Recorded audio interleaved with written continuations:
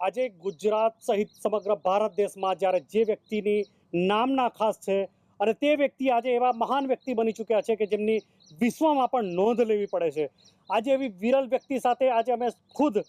હરિદ્વાર અમે ટ્રીટમેન્ટ માટે પણ આવ્યા હતા અને એના સાથે આજે સમાજ ઉપયોગી પ્રવૃત્તિ જે બાબા કરી રહ્યા છે તેનો સંદેશો ગુજરાતમાં એક વ્યક્તિ જ્યારે ગુજરાતમાંથી હરિદ્વાર આવીને ટ્રીટમેન્ટ કરાવીને સાજા થઈ જાય છે ત્યારે આપણે બાબા સાથે જ વાત કરીશું. બાબા, કઈ રીતે આ શક્ય બન્યું છે અને ખાનપાનની કઈ પદ્ધતિ દુનિયાને અને ગુજરાતને ખાસ આપવા માંગો છો? જી,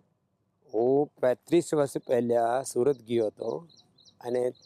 ત્યારથી આ યોગ અભિયાન મારું શરૂ થયું અને આજે સુરતથી માંડીને આખી દુનિયામાં યોગ ફેલાવ્યું છે. અને અમારા સુરતના એક સપૂત દેવતુલ્ય અમારા દેશના પ્રધાનમંત્રી